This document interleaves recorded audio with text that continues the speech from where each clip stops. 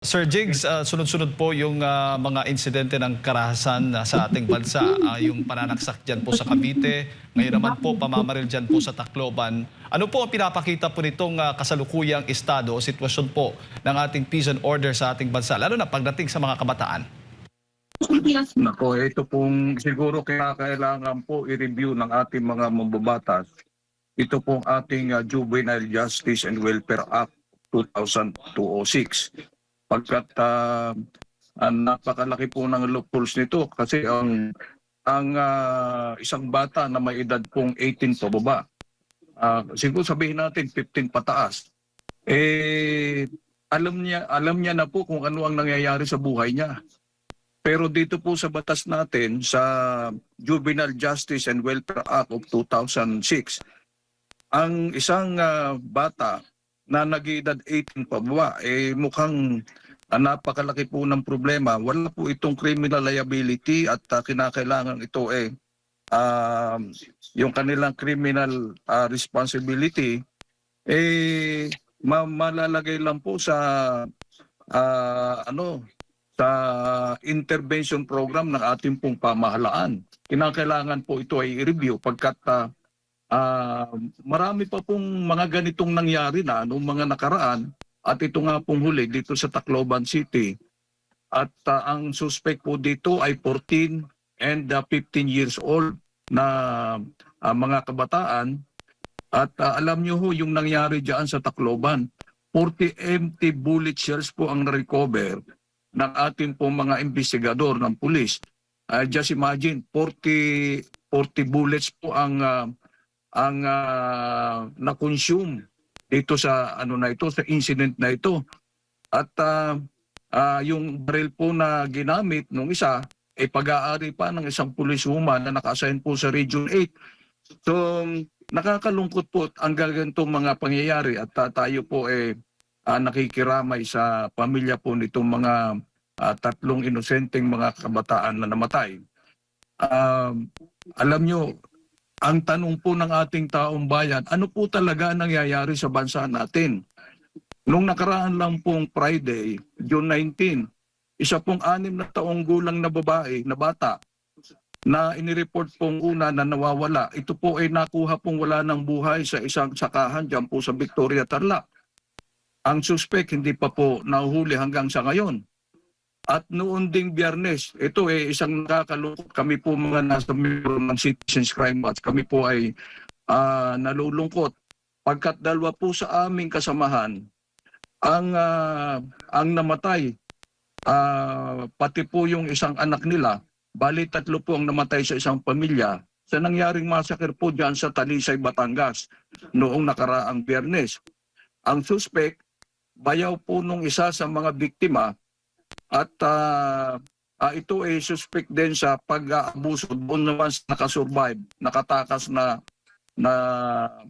isang membro ng pamilya na nag-report po sa pulis doon sa nangyari panghahali sa kanya nitong suspect na ito. At nung malaman po nitong suspect na itong membro ng pamilyang ito ay umuwi po ng Talisay pagkat nakabili po sila ng bahay doon.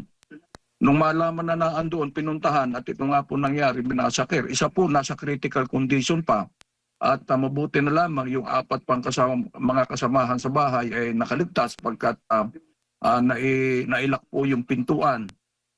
Nahuli naman po yung yung suspect, pero yun din ang sinabi niya, binanggit niya na kaya niya ginawa yun pagkat siya umiiwas sa kanyang responsibilidad doon sa kanyang ginawa. So dito po sa mga pangyayaring ito, ang lagi pong tanong ng ating mga kababayan, ano po ang nangyayari na sa ating bansa? Kung mapapakinggan po natin ang mga pahayag ng ating mga autoridad, okay naman po, wala na tayong dapat ikatakot na umuwi ng 10 oras ng gabi o nakakala tayo sa kalsada, wala na tayong problema. Pero bakit po nangyayari itong ganito? Opo, at isa pa sa mga tanong, bakit tila dumarami yung mga kabataan o mga minor de edad na nasasangkot sa mararahas na krimen? Sir Jigs? Oo nga po, kaya nga po ang sabi natin, kami po sa Citizens Crime Watch nananawagan po sa ating mga mamabatas. Dapat ito alam nyo ang may akda ng batas na ito si Senator Pangilinan. Dito po sa batas na ito mas binibigyan po ng pagpapahalaga ang interes ng bata na nasangkot po sa krimen kaysa doon po sa mga nagiging biktima. Just imagine, ang nasasangkot po mga bata sa ganitong krimen, halos 1 taon lang po yan na ikukulong.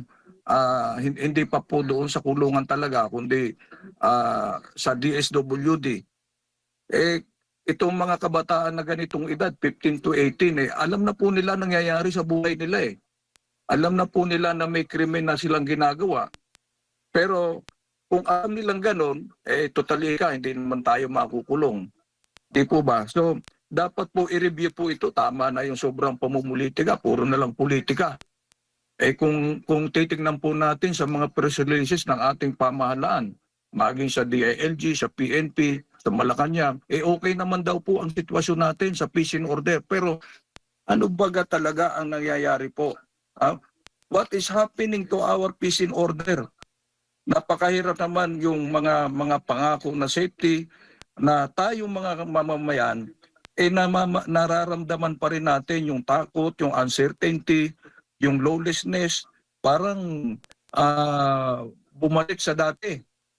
Na kung ikukumpara natin doon sa panahon ng unang administrasyon, yung mga kriminal may takot po . At itong mga nangyaring insidente na ito na binention natin, recently lang na nangyari, ito hindi pwedeng gawin ng isang normal na pag-iisip, maging bata man siya o may edad na. Pagkat posible na itong mga nasasangkot dito sa krimen na ito gumagamit ng droga. Pagkat kung normal lang kanila pag-iisip, hindi po nila gagawin ito.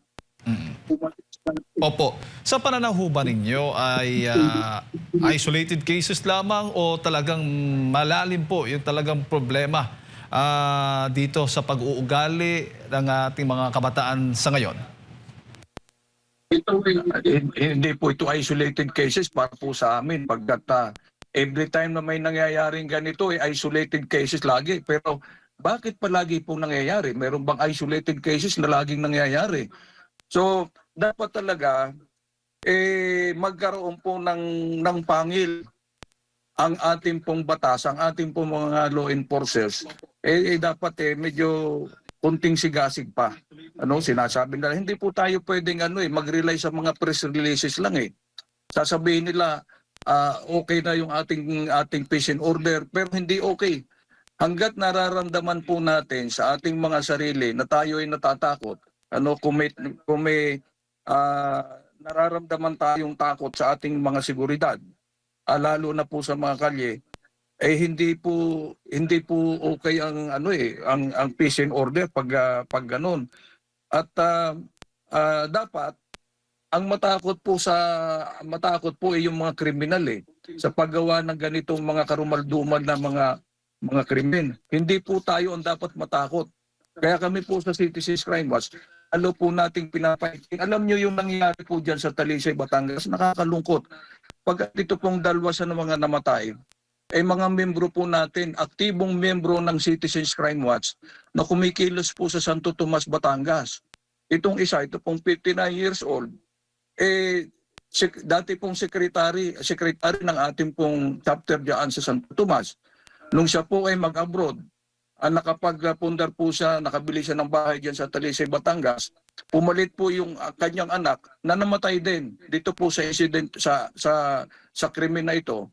At nung bumalik po siya galing abroad, bumalik siya bilang secretary ng ating pong chapter diyan sa Santo Tomas.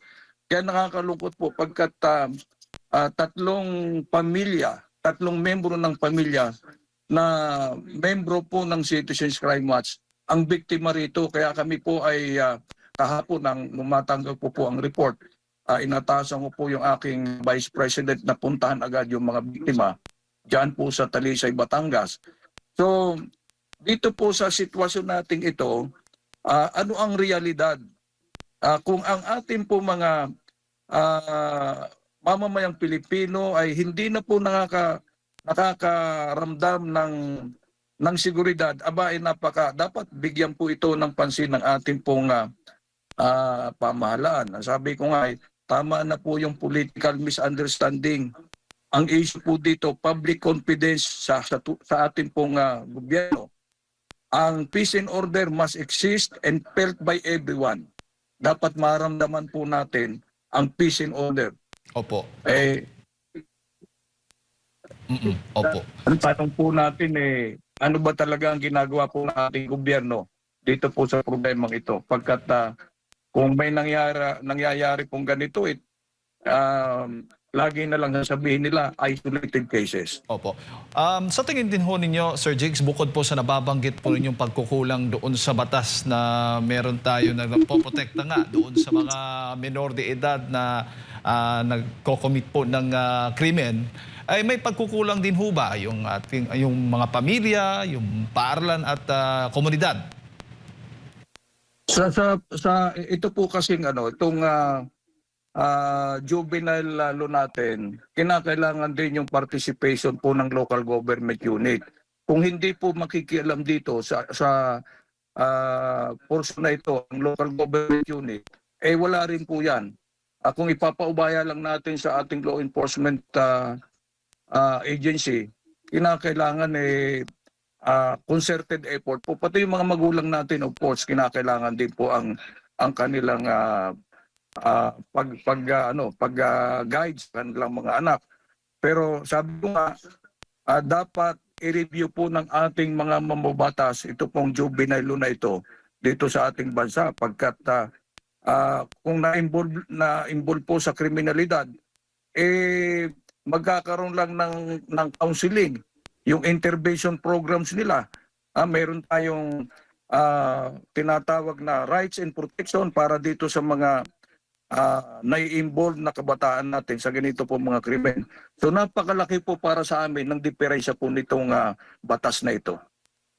Kung ibababa po yung edad ng criminal liability, Sir Jigs, makatutulong ho ba ito sa pagpigil po ng krimen? Makakatulong po yan pagkat at least sabihin na natin na ibaba sa 12, pagkat yun namang 13 years old, 14 years old, 15 years old, napakalinaw na po ng isip nila, lalo po yung mga kabataan natin ngayon. Advance na po sila ngayong mag-isip. Ang edad na 16, 17, mama na po yun para sa atin, hindi na po yun dapat kasali dito sa rights and protection ng mga edad na ito na nakakakumit po ng krimen. Kinakailangan po ibaba at i-review po yung mga dapat talagang gawin. Although, kinakailangan din naman talagang bigyan ng proteksyon yung mga kabataan, yung tinatawag nating kabataan na nai-involve sa ganito pong mga krimen. Kinakailangan din naman silang bigyan ng proteksyon, pero mas tingnan po natin ang sitwasyon ng mga nagiging biktima ng ganitong mga karahasan na involve po ang kabataan. Kung hindi ibababa, kung sakali mang hindi ibababa yung edad ng criminal liability, may nakikita ho ba kayong iba pang alternatibong solusyon? At siguro sa mga eskwelahan, halimbawa, paigtingin din yung kanilang seguridad. Alam naman natin yung mga pulis nasa labas ng schools, nagbabantay sila, pero still yung participation ng school pagdating sa security measures, kinakailangan paigtingin din nila. At yung ating mga magulang, siyempre, gabayan pa rin yung mga anak nila na pumapasok sa school. Just imagine kung makapagpasok ang estudyante ng armas sa loob ng eskwelahan. Aba, napaka po noon, napakahirap na sitwasyon na papabayaan lang po natin na ganun. Bakit nakalusot? May security naman yung mga schools, di po ba? Opo. At bukod sa security guards, kayo ho ba isang-ayon din na dapat may nakaposte na ng mga pulis o may naka-standby na ng mga kapulisan, hindi lamang sa labas kundi sa loob na nagbabantay po sa security ng mga paaralan. Although may mga iba pa nga mga kritiko na kasi para maiwasan din yung ma-intimidate yung mga kabataan doon sa mga pulis na nasa loob. Ano po yung masasabi po ninyo? Okay po yun. Na hindi lang sa labas. Alam nyo kung minsan pag opening lang, makikita mo yung napakaraming pulis sa labas ng school. Pero pag yung regular na nawawala na yung pulis eh. Wala na po yung pulis. Dapat, kung wala yung pulis, mayroong mga gwardiya na nagbabantay sa mga eskwelahan. Ang laki-laki po ng budget ng DepEd. Bakit hindi nila kaya mag-hire ng security guard na magbabantay sa mga estudyante? Lagi na lang iaasa sa PTA. Kinakailangan maglaan din ng pondo ang ating mga autoridad sa panig naman po ng DepEd pagdating sa security ng ating po mga mag-aaral. Nagre-relay lang sila sa pulis. Yung naman pulis andyan lang pag opening. At patrolling, bihira po nating makita, lalo na sa loob. Kaya kami po sa Citizens Crime Watch, naisip nga po natin, pasukin na po natin ng school. Magkaroon po tayo ng mga tinatawag nating Junior Citizens Crime Watch at magkaroon tayo ng mga pagle-lecture kung paano natin mapiprevent itong mga crimes na ito. Pero napakalaki pong trabaho nito para sa amin at napakarami pong school na hindi naman po natin kayang sakupin. Ano ho yung pinakahuling update ngayon doon sa nangyaring shooting incident dyan po sa Tacloban City? Yun po, nadagdagan po yung na wounded or injured na sa incident na ito, naging total na po ng 20. So 15 of this ay dahil po sa firearm-related injuries o yung tinamaan po ng bala at meron pong 5 na due to the panic or yung chaos during the incident ay tumakbo, tumalon sa wall at iba pong injury dahil po dun sa insidente mismo. So fortunately or sabi nga natin as fortunate as we can be in cases like this or incidents like this ay we do not see na madadagdagan pa po yung fatalities natin dito. Opo. Pero so far naman hindi na sa critical level yung injury ng mga halos mga minor de edad po ito na biktima nga ng shooting incident po dyan. Yung latest report po naman natin ay stable po lahat. And again, sabi ko nga, nakakalungkot po may nasawing 3 po dito.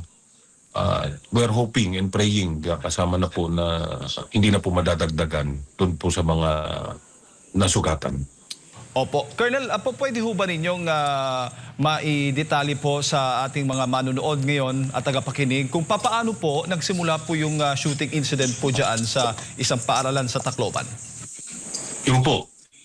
Ito nga po based on eyewitness testimonies ay pumasok po itong dalawa at habang nandun pa sa may labas ng bintana or rather sa may labas ng school building itself ay nagpapaputok na po kagad papunta doon sa classroom na targeted nila. And then hanggang pumasok po sila doon sa at walang harabas po na nagpapaputok. Opo. Pero bago po nangyari yung pagpapaputok, tama ho ba yung mga balitang nagkaroon, binuli muna itong dalawa kaya nagalit? Yun po ay claim po nila. Yun po ay sinabi nila. We would like to make it clear na yung pong anggulo ng bullying ay galing po sa kanila na naging biktima raw po sila ito.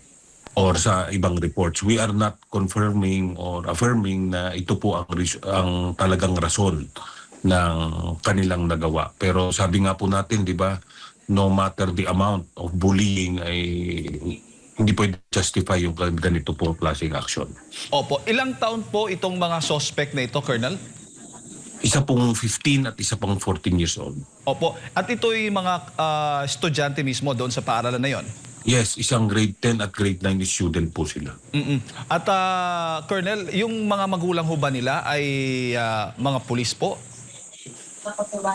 Hindi po, yung isa po ay may kamag-anak na policewoman na na-trace po natin na yung barel ay naka-issue sa subject na policewoman. So as of now, yung pong policewoman natin na yon na naka-assign sa Police Regional Office 8 ay under investigation na po. She's been brought into the custody pinakustody na po ng ating regional director doon sa Region 8 at he has been relieved of all her duties. Itong dalawang baril na hawak po ng mga suspect. Opo. Yung isa po naman ay registered. We're still confirming kung saan naka-register po yung 9mm po na Glock, yung po ang issue ng ating policewoman, at yung isa po naman yung caliber 38 na revolver ay naka-register po sa isang security agency, I believe na based in Cebu City. So ito po ay kino-confirm pa natin, inaano pa po natin mabuti kung in coordination with the security agency kung kaninong gwardiya ito naka-issue. Opo. Yung paaralan ho ba, Colonel, ay wala pong, hindi po mahigpit ang security, baga wala pong check ang ginawa, inspection doon sa mga gamit, papasok po doon sa paaralan? Meron pong gwardiya, initial report na na-receive po natin from the Tacloban City Police Office. Meron pong gwardiya dito, but with the thousands of students, medyo minimal po siguro ang nangyayaring checking na nangyari dito. Kaya ito po ang isa sa tinitignan natin na mas lalo natin papalakasin across the country sa lahat po ng paaralan sa buong Pilipinas po. Opo. At ang nangyari dito, ano bang magiging posibleng pananagutan ng dalawang bata na yan, Colonel? Since they are minors po, 15 and below, ang pinakaano po sa kanila dito ay since at ang nakomit po naman nilang crime ay serious, ito ay baka pumabagsak po sa murder, ano po sila maka-classify as neglected child. So ito po ay mandatory ang commitment nila sa special facility ng TSWD. Opo. Nasa batas po kasi na they are exempt from criminal liability. But hindi po ibig sabihin na papakawalan natin sila. For less serious crimes, they could be released sa custody po ng kanilang parents or relatives in the absence of such or guardians. Pero pag serious na crime pong ganito ay mandatory po ang commitment sa mga facilities natin ng DSWD.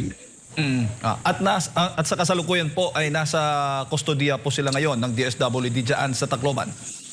Nasa kapulisan pa po sila together with the DSWD. Meron pong naka-attend sa kanilang DSWD personnel at all times. Undergoing investigation po sila. Opo. Yung mga magulang ho ba, bago ko lang ipasa kay Partner Admar, yung mga magulang ay posible ho bang madadawit dito sa kasong ito, considering nga na mga minor de edad po itong dalawang suspect? Malaking possibility po talaga, but we cannot conclude as of now. Titignan po naman yung naging kapabayaan nila, and this will all be known po upon completion of the investigation by the Tacloban City Police Office. Colonel, magandang umaga. Si Admar po ito. Balikan ko lang po yung bago ang insidente. Meron kasing mga kumakalat sa social media na parang palitan ng text message na planado, tila planado yung kanilang ginawa last Lunes. Kumpirmado na po ba ito, Colonel? Kagaya pong we would not like to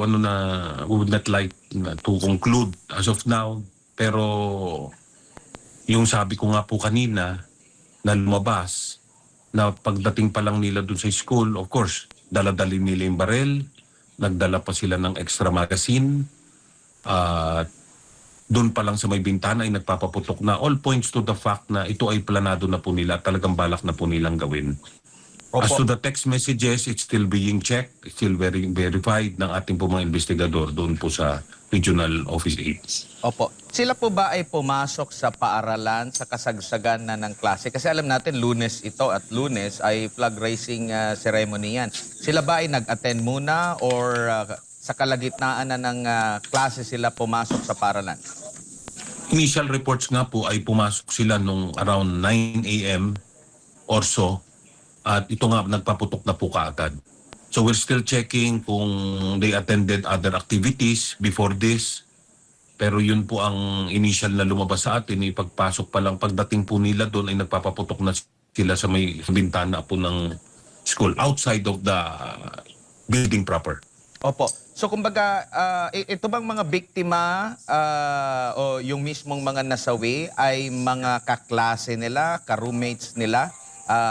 Mga kaklase ba nila ito or talagang kahit sino lang kanilang makita, yun ang kanilang nagiging target? Ang tinitignan po natin lahat ito during the course of investigation, lalabas po ito, especially yung angle na kung ito po talaga ang target nila na ito ba, according to them, ang nangbully sa kanila na sinasabi nilang sila ay nabully, kung ito po. Pero concentrated po kasi dito sa isang classroom yung kanilang pagpapaputok. Opo. So hindi pa malinaw kung yung classroom na yon ay yun ang kanilang classroom.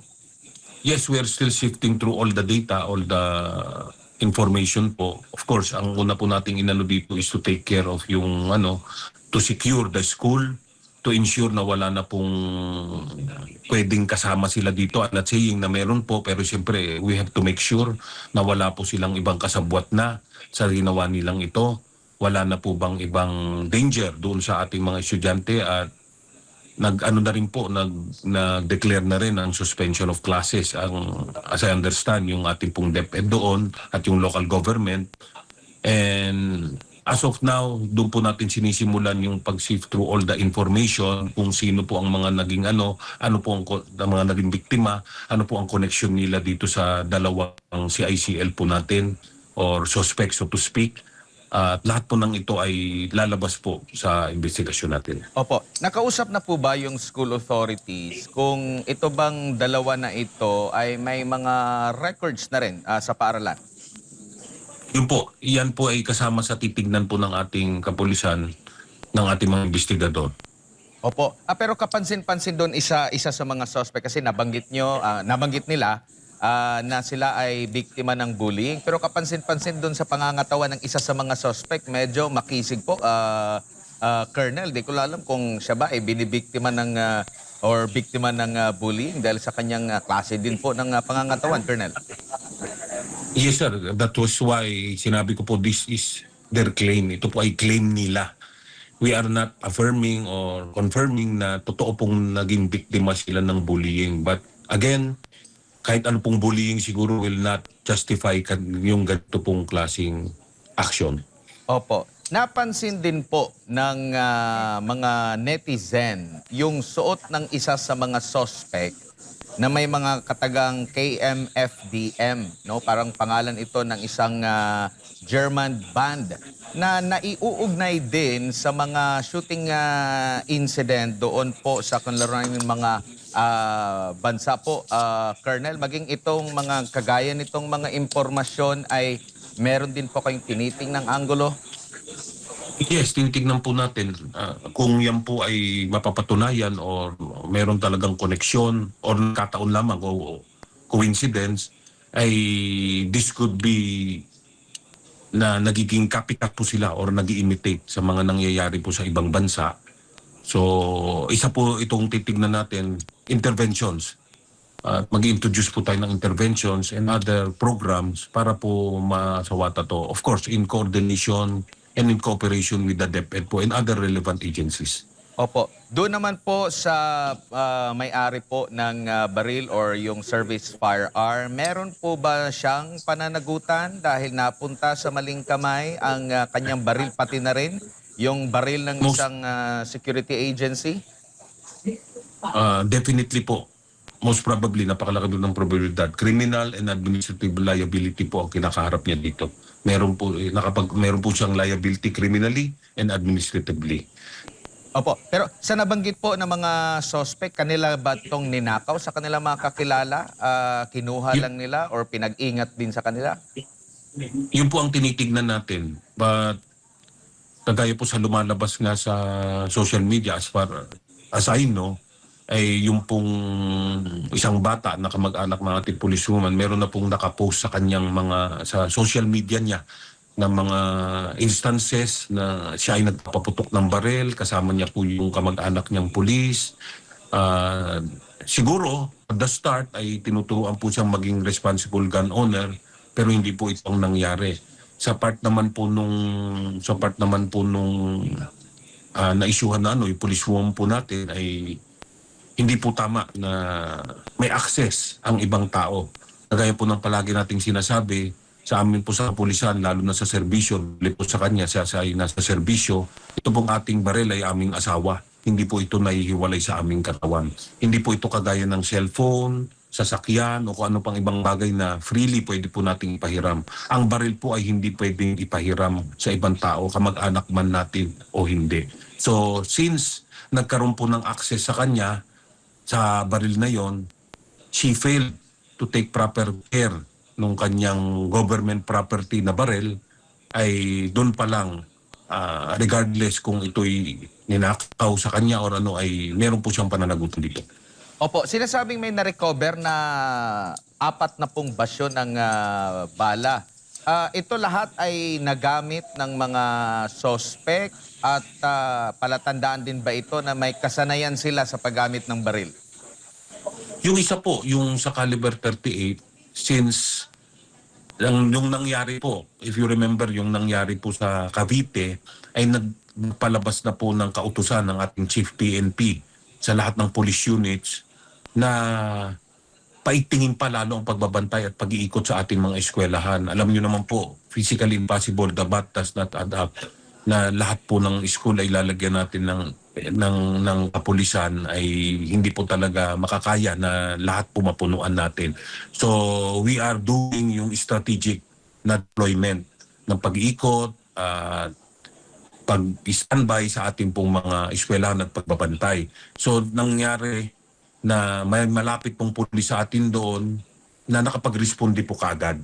Kaya po yung caliber 38 ay isa lang po ang naipaputok niya. Nung na-recover natin sa kanya yung revolver, ay meron pa pong live ammunition na 5 at meron po, isa lang po ang napaputok niya. Ito naman pong 9mm, yung pong kamag-anak ng ating kapulisan, ay nakapag-change magazine pa. But meron pa po rin pong naiwan na bala sa kanyang baril nung na-recover po natin. Opo. And dito po sa role ng security guard, walang limit sila. Pwede nilang busisiin yung mga bag ng mga estudyante na papasok. Hindi sila nililimitahan. Colonel. Wala pong limit. Just like yung, di ba, pag pumapasok po tayo sa mall, we subject ourselves to their inspection. Just like, more so, siguro sa mga schools na supposed to be zones of peace at a haven po ng ating mga estudyante. Meron po talaga. But as to the practicality po niyan, na yung thousands po i-checkin natin, that is what will be subject po dun sa pinopose namin ng Philippine National Police together with the DepEd na comprehensive review po ng existing security protocols natin sa ating mga eskwelahan. Opo. Isang on-duty lang po ba na security ang nandoon sa paaralan para sa 1,000 mga estudyante? Ang unang report po ay meron pong isang guardian na naka-duty during that time. Opo. And na-confirm po ba na yung dalawa ay dumaan sa main entrance o pumuslit sa ibang parte ng paaralan? Yan po ang tinitingnan pa natin mabuti, kagaya po ng sinabi ko nga po kanina, tinitingnan natin kung sila po ay which will be material to the case, di ba? Na kung sila ay umattend pa ng ibang activity bago po nila ginawa ito, or directly late silang pumasok kasi siyempre alas 9 na po to, so nag-start na po ang klase. Kung doon lang po ba sila dumating at agad nagpaputok. Lahat po ito ay tinitignan ng ating mga investigador. Opo, at meron din mga impormasyon na yung mga pintuan din pala ng mga bawat classroom, sira yung doorknob, kaya hindi yung iba ay hindi nakapag-lock ng mga kanilang mga klase po or ng kanilang kwarto po, Colonel. Titignan po natin yan. Titignan po natin yung mga reports na yan. Nakalungkot po, siyempre, na sabihin niyang ganyan. But this will be considered po sa ating mga ano. And siguro, in future na pagkakandak po natin ng security inspection, survey inspection sa ating mga eskwelahan, kung saan makikita po natin ang mga weaknesses ng physical structure as well as security, ay ito po ikasama sa irerekomenda natin sa DepEd na maayos po. Opo, nababanggit yung rekomendasyon. Alam natin na nagiging issue din yan minsan, no? Lalo na ng mga makakaliwang grupo na mayroon kasi mga nagsasuggest, lalo na siguro mga magulang na magkaroon talaga ng naka-detail na mga police kahit sa loob. Pero ang alam ko parang hanggang sa labas lang ata kayo ng paaralan. Considering po dito sa mga pangyayari, sa mga nakalipas po, Colonel, kabilang ba sa inyong mga rekomendasyon na maglagay na talaga ng detail na security ang pambansang pulisya sa mismong loob ng paaralan po para maagapan ito o imposible nating maipatupad din ito, Colonel? Alam niyo po, nirerespeto natin yung ang ating pong mga eskwelahan ay considered as zones of peace. Medyo nga po na yung mga bata ay nakakakita ng paikot-ikot ng ating mga kapulisan na armado doon po sa loob. At hindi po kami basta-basta na pwedeng pumasok sa mga eskwelahan without permission from the school authorities. But it stops po pag meron pong actual emergency kagaya nito. Common sense lang naman po, di ba? Pag meron na nangyayaring ganito ay dire-diretso na po kami papasok to stop yung perpetrator ng ganitong mga insidente. But again, makasama po to siguro sa pag-uusapan namin together with the DepEd kung ito po ay magkakaroon ng adjustment or some revision sa rule po na ito sa pagpasok po freely ng ating mga kapulisan to check on the students po. Opo. May naitala na po ba kayo, Colonel, sa kasalukuyang taon kung ilan na po yung mga insidente po? Kasi meron ding insidente ng pananaksak sa Cavite at ito ngang nangyari dyan po sa Tacloban City po. Mga pang-ilang insidente na po itong mga nasa mismong paaralan po nangyari. Kasi, Colonel, nalalaman lang, nagkakaroon lang tayo ng mga ganitong mga balita sa ibayong dagat lalo na sa Estados Unidos, yung mga walang habas na pamamaril, pero sinasabi nga hindi masyadong mahigpit ang kanilang doon pag dadala ng armas. Unlike dito na mahigpit yung pagdadala ng armas dito, lalo na yung mga batas natin, Colonel. Yes po. Ito nga po makikita natin dito, di ba? Na hopefully this will not spawn more copycats or yung imitators, yung nag-imitate po ng ganitong mga But ito po, lessons learned natin dito. Kasi sa Cavite po ay kutsilyo. Medyo mas may access po talagang dyan, yung kitchen knife pa, as I believe, na nagamit doon. Ito po ay baril na. Pero kung yung may-ari po o yung napag-isyuhan itong mga baril na to took the necessary precautions sa custody po ng kanilang baril, ay hindi po siguro umabot lang to ng suntukan o less, di ba, na fatal na pangyayari. Since ito po ay hawakan nila o nakuha nila itong mga armas na to, ito po ang nag-change ng equation. Kaya po paalala rin sa ating mga responsible gun owners or gun owners ay ingatan po natin ang ating mga baril na nasa ating pangangalaga. Remember, ang pagdadala po ng baril sa atin, unlike in other countries, ay ito'y isang pribilehiyo lamang, di ba? Hindi po ito karapatan. Kaya po nililisensyahan ang ating baril ay hindi po ito karapatan ng lahat. Meron po kayo kailangang mga ma-meet na kondisyon para po kayo ay payagan ng Estado na magmay-ari ng mga firearms. Opo. So ingatan po natin ang paghawak dito. Panghuli na lang po, Colonel, sa datos po ninyo, dumarami po ba yung mga CICL natin? We will have to verify that information po. I do not have the exact number right now, of course, but we have all that data.